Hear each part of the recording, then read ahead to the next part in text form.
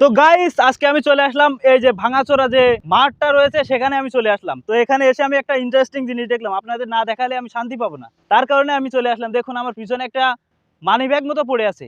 এখানে হয়তো যারা এই কাজগুলো করে দুপুরে কাজ করেছে, দুপুরে একটা দুটোর দিকে, এখন 6টা বাজে, তো এখনো পড়ে রয়েছে। দেখুন এখানে এই যে মানি ব্যাগটা, তো মানি ব্যাগটা আপনাদের আমি দেখাবো এখন। দেখুন আমি মোবাইলটাকে রেখে নিই, এর ভিতরে কি কি আছে আপনাদের দেখাই, এক্সপ্লোর করি, আপনাদের সাথে শেয়ার করি সেটা, তাই না? তো দেখুন এর ভিতরে রয়েছে কয়েকটা ছবি রয়েছে, আর কি কিসের ছবি জানি না, কার ছবি। তো একটা ছবি রয়েছে, একটা কলম রয়েছে, কলম, সুন্দর কলম, কিন্তু কলমটা আমার লাগবে। দেখুন সুন্দর কলম। আরও একটা জিনিস রয়েছে এখানে, একটা নোট রয়েছে ছেঁড়া, 1 টাকার নোট ছেঁড়া, এই কানিটা ছেঁড়া। দেখুন এটা চলবে না, তো এটা ফেলাই দিই। তো এটা যেহেতু ফেলাই দিলাম, আর নোট রয়েছে 5 টাকা দুটো,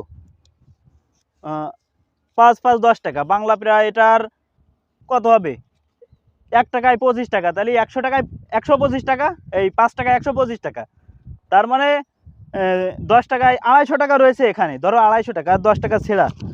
আর একটা ব্লেড রয়েছে, নোক টোক কাটার জন্য হয়তো রেখেছে ব্লেড, একটা ব্লেড রয়েছে।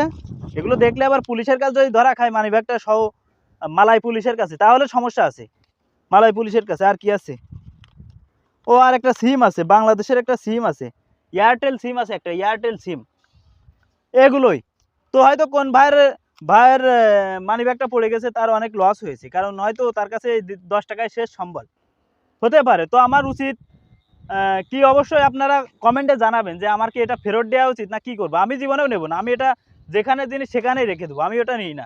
কারণ আমি হারিয়ে যাওয়া জিনিস জীবনে আমি নিছি কিনা আমি জানি না, আমি এগুলো নিই না।